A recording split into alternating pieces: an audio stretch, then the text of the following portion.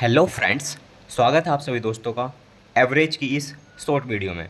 तो दोस्तों देखिएगा, यूपी पुलिस कांस्टेबल को जो एग्ज़ाम हुआ था उसमें औसत चैप्टर से भी क्वेश्चन मालूम किए गए थे। तो दोस्तों हमने भी अपनी वीडियो में उसी पैटर्न के सिलेक्टिव क्वेश्चन लिए हैं दोस्तों, या तो उस पैटर्न के लिए हैं या उस पैटर्न के इर्द गिर्द जो 4-5 पैटर्न हैं दोस्तों उनसे क्वेश्चन लिए हैं। आप यकीन मान के चलिए दोस्तों, अगर आप इस छोटी सी वीडियो को देख लेते हैं तो आपका जो औसत का यूपी पुलिस कांस्टेबल में जो सवाल आएगा दोस्तों, तो हाईली चांस रहेंगे कि आप उस क्वेश्चन को टैकल कर पाएँ दोस्तों आराम से। तो चलिए दोस्तों वीडियो की शुरुआत करते हैं। और दोस्तों छोटी सी रिक्वेस्ट है कि चैनल को सब्सक्राइब और वीडियो को लाइक दोस्तों आप कर लीजिए। क्या कहा है दोस्तों सवाल में? 11 परिणामों का औसत 50 है। यदि पहले 6 परिणामों का औसत 49 है, अंतिम 6 का 52 है, तो हमें बताना दोस्तों छठा परिणाम कितना होगा। देखिएगा दोस्तों, पता क्या होता, जैसे 11 परिणाम की बात कही है तो हम देखिएगा, मैं समझाने की बात कर रहा हूँ आपको, लेकिन करने के लिए तो आप इस सवाल को एकदम ही कर सकते हैं। जैसे 11 परिणाम है तो 1 2 3 4 5 6 7 8 9 10 11, ठीक है। जैसे वो कह रहा ना पहला छठा, यानी कि पहले 6 परिणामों का औसत। तो देखिए दोस्तों 1 2 3 4 5 6, यानी कि यहाँ तक हम पहले 6 परिणाम ले लेते हैं। अब उसने कहा कि अंतिम 6 परिणाम, तो देखिएगा 1 2 3 4 5 और 6, यानी कि अंतिम 6 परिणाम दोस्तों ये वाले हो जाते हैं। यानी कि जो बीच वाला परिणाम है ना, छठा वाला, ये 2 बार काउंट हो जाता है, पहली कंडीशन में भी दूसरी कंडीशन में भी, ठीक है। तो जब हम 6 की गुणा 49 में करेंगे और 6 की गुणा 52 में करेंगे और जोड़ेंगे तो दोस्तों ये छठा परिणाम हमारा 2 बार काउंट हो गया, ठीक है। तो इन 6 को और 6 को जोड़ के ही हम 11 परिणामों का योगफल घटा देंगे, तो बीच वाला परिणाम हमें मालूम चल जाता है कि बीच वाला परिणाम क्या हो जाता। क्योंकि जब 6 और 6 12 परिणाम को हम जोड़ देंगे ना इनका योगफल, तो ये छठा परिणाम 2 बार आ गया। तो जब 11 परिणामों का योगफल हम घटा देंगे तो जो 12वां एक परिणाम, जो छठा हमारा एक परिणाम 2 बार काउंट हो गया, वही हमें पता चल जाएगा। अब दोस्तों कैसे करेंगे देखिएगा, 6 परिणामों का औसत 49 है तो 6 की 49 से गुणा कर लेंगे। अगर ये 50 होता तो 300 आता, 49 से एक कम है तो 294 आ जाएगा, गुणा भी कर सकते हैं आप। 6 की 52 से करेंगे तो 6 पंजस्ती 300 हो गया, 6 दूनी 12 यानी कि 312 हो गया। आप इन्हें जोड़ लीजिए तो 3 और 2 5, 594, 594 6, 606 हो गया, ठीक है भाई। 3 2 5, 594 606 हो गया। 11 की गुणा 50 में कर लीजिए तो 11 पंजे 55, यानी कि 550 हो गया। अब इसे घटा दीजिए तो क्या आएगा दोस्तों, 50 ये और 6 ये, तो 56 आ जाएगा घटाने के बाद। तो 56वां परिणाम दोस्तों आपका क्या होगा, छठा होगा। जो छठा परिणाम है वो कितना होगा, 56 हो जाएगा उसका आंसर। कैसे दोस्तों देखिएगा, पहले हमने 6 की गुणा करी तो 6 परिणामों का योगफल ये है, अंतिम 6 का योगफल ये है। तो जैसे ही हमने दोस्तों इन्हें जोड़ा तो ये कितना आया, 6 और 6 12 परिणामों का योगफल। लेकिन परिणाम तो टोटल 11 ही है, तो 11 परिणाम हमने इसमें से घटा दिए, तो जो छठा परिणाम हमारा 2 बार काउंट हो चुका था वो हमारा निकल के यहाँ आ गया। तो आई होप दोस्तों आपकी समझ में आया होगा। अब देखिएगा दोस्तों, 11 संख्याओं का औसत 30 है, तदनुसार यदि प्रत्येक संख्या में 5 जोड़ दिया जाए तो नया औसत कितना होगा। देखिएगा दोस्तों, औसत का मतलब होता ही क्या, औसत का मतलब होता है समान समान, इक्वल इक्वल, बराबर बराबर, ठीक है। जैसे अगर ए के पास 5 रुपये हैं, बी के पास 7 रुपये हैं, तो हम कहेंगे भाई औसत बताओ। अब औसत तो एक संख्या में बताया जाता है, ऐसा तो है नहीं कि औसत अलग अलग बताया जाता। तो हम क्या करेंगे, बी के 7 रुपये में से 1 रुपया निकाल कर ए में डाल देंगे, तो ए के 6 हो जाएंगे, बी के भी 6 हो जाएंगे। तो अब हम कह सकते हैं कि दोनों के पास 6 रुपये हैं, या फिर इनका औसत 6 है, ठीक है दोस्तों। तो औसत मतलब होता है कि औसत मतलब सभी में बढ़ता है या सभी में घटता है, ठीक है, सभी का समान रहता है। अब जैसे बताया कि 10 संख्याओं का औसत 30 है, अगर प्रत्येक संख्या में दोस्तों 5 जोड़ा, प्रत्येक संख्या में मतलब क्या, 10 की 10 संख्याओं में, पहली में भी, दूसरी में भी, तीसरी में भी, चौथी में भी, ऐसी 10 की 10 संख्याओं में उसने 5 जोड़ा, तो औसत क्या होगा, तो दोस्तों औसत में भी आपका 5 जुड़ जाएगा, यानी कि औसत कितना हो जाएगा, 35 हो जाएगा, ठीक है भाई। एक बात बताइए, 10 संख्याओं का औसत 30 है, इसका मतलब क्या कि हर संख्या के हिस्से में 30 आ रहा होगा। अब उसने प्रत्येक संख्या में 5 जोड़ दिया, मतलब क्या, 30 में 5 जोड़ दिया, फिर 30 में 5 जोड़ दिया, फिर 30 में 5 जोड़ दिया, इसका मतलब क्या, ऑल ओवर में 5 जोड़ दिया, यानी कि 30 और 5 35 हो गया।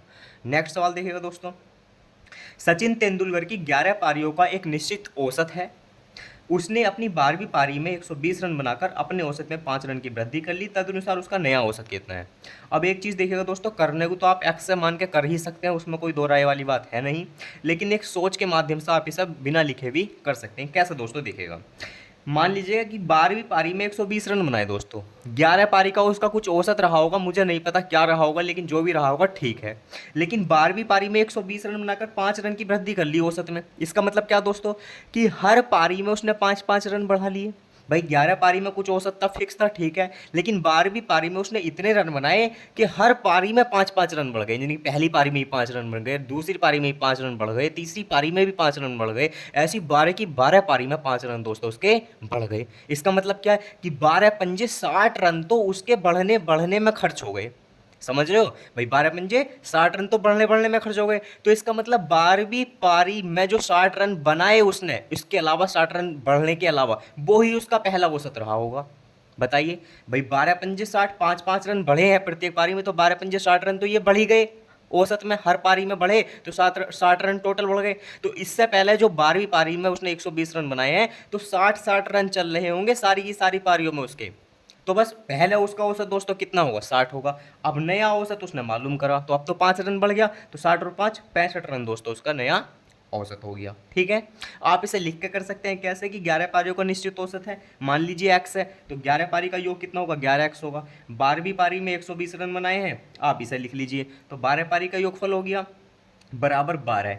अब 12 का औसत कितना हो गया, x+5, क्योंकि पहला औसत x था, अब 5 बढ़ गया, तो 12x+5 इसका योगफल हो जाएगा गुणा करने के बाद। कैसे करेंगे, 12 के x में 12x, ये है 11x, 1x हो जाएगा।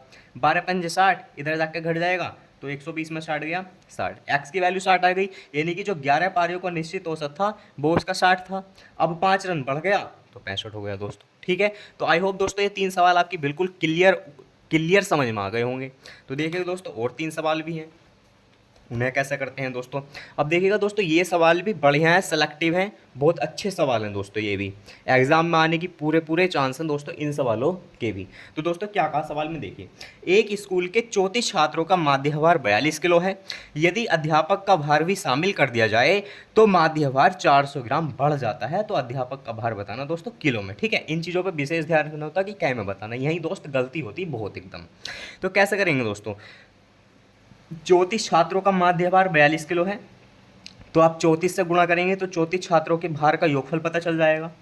एक अध्यापक का भार भी शामिल कर लिया, तो 34 पहले से थे, अध्यापक का भार शामिल करेंगे तो 35 हो जाएंगे, और अध्यापक का औसत भी निकल जाएगा ये इसमें जोड़ने के बाद। बस 35 में 34 का घटा देंगे तो अध्यापक का भार हमें मालूम हो जाएगा दोस्तों। ठीक है, अब देखिएगा कैसे करेंगे दोस्तों, 34 की गुणा कीजिए आप 42 में। अब 34 की गुणा कैसे करनी है दोस्तों, बहुत सारे तरीके हैं इसके भी, आप लिख के भी कर सकते हैं और आप ऐसे भी कर सकते हैं दोस्तों। ये 17 की गुणा करनी है पहले इसमें 42 में, और फिर 2 की गुणा करनी है इसमें, तो 42 की गुणा हो जाएगी, है ना भाई। 34 की गुणा 42 में करनी है तो पहले 17 की कर दो, फिर 2 की कर दो। तो देखिएगा 17 दूनी 34 का 4 हासिल 3, 17 चौका 68, 69 70 71, 7 से 14 हो गया। अब 2 की ओर कर दीजिए तो 1428, तो 1428 आ जाएगा दोस्तों आपका ये 34 छात्रों का योगफल। अब दोस्तों क्या कहा है कि अध्यापक का भार शामिल कर लिया तो 400 ग्राम बढ़ गया। अब दोस्तों मैं ये देखना चाह रहा हूँ कि जो 400 ग्राम बढ़ा है ये किलो में कितना बढ़ा। तो 400 ग्राम को 1000 से भाग दूंगा किलोग्राम बनाने के लिए। तो देखिएगा दोस्तों कैसे, 400 ग्राम बटे 1000, 20 खत्म, 2 दूनी 4, 2 पंजे 10, यानी कि 2/5 किलो हो गया। ये जो 400 ग्राम है इसका मतलब हो गया 2/5 किलो। यानी कि जो माध्य भार हमारा 42 किलो था, अब उसमें क्या हुआ, 2/5 किलो बढ़ गया। तो 42 सही 2/5 किलो हो गया।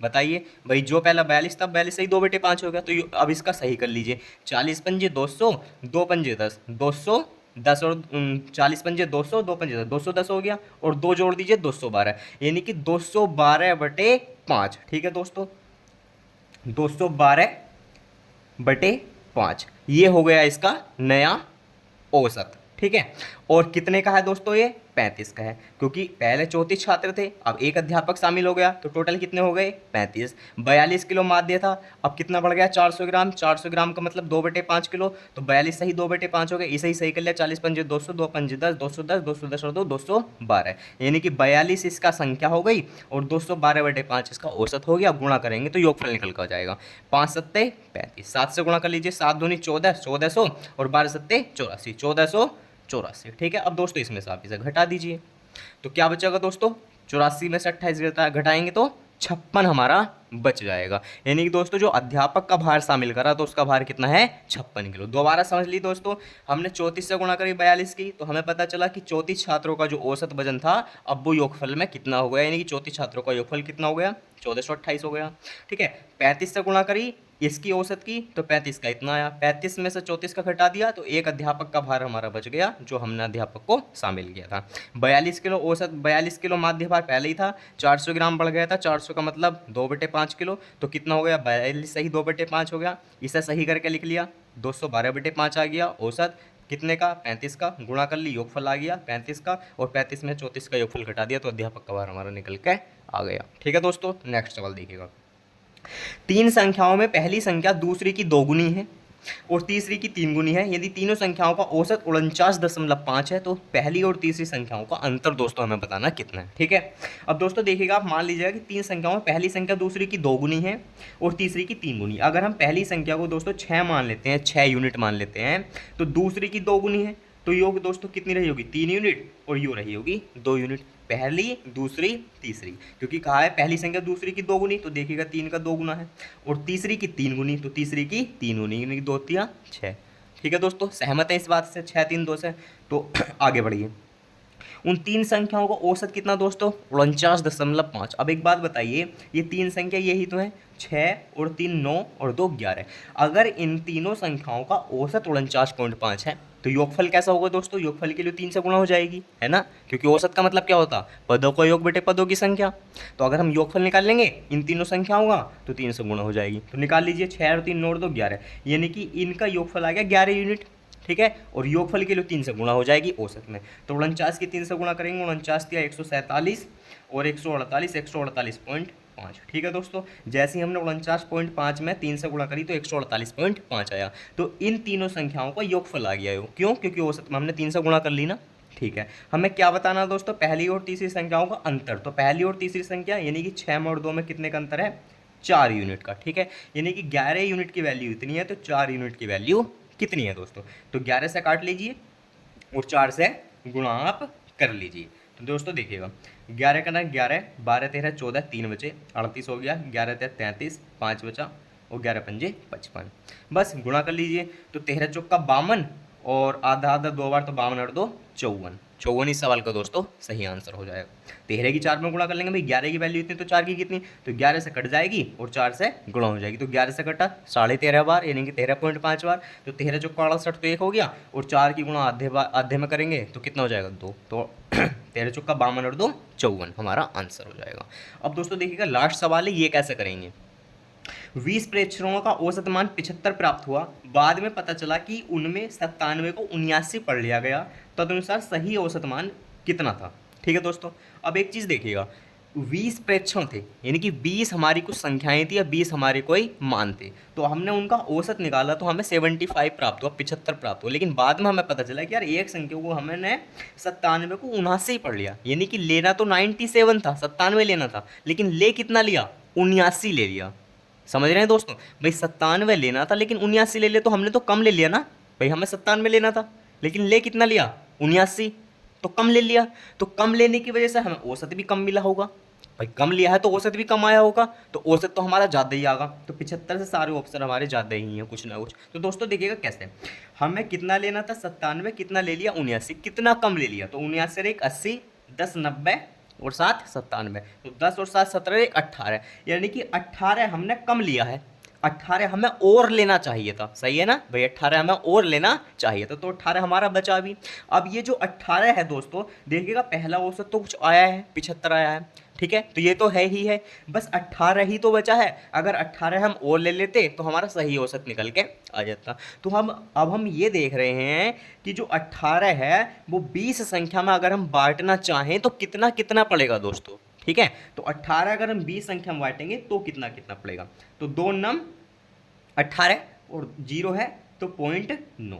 ठीक है, समझ रहे हैं दोस्तों, 2 नम 18 और 0 है तो 0.9, यानी कि हमें ये पता चला कि अगर हम पहले ही ठीक ले लेते 79 ना लेकर 97 ही लेते तो 0.9 हमारा और बढ़ जाता, तो 75 तो पहले से ही था तो 0.9 और बढ़ जाएगा, तो 75.9 इस सवाल का दोस्तों सही आंसर हो जाएगा। ठीक है दोस्तों, तो आई होप दोस्तों ये वीडियो आपको बहुत अच्छी समझ में आई होगी और पसंद भी आई होगी दोस्तों।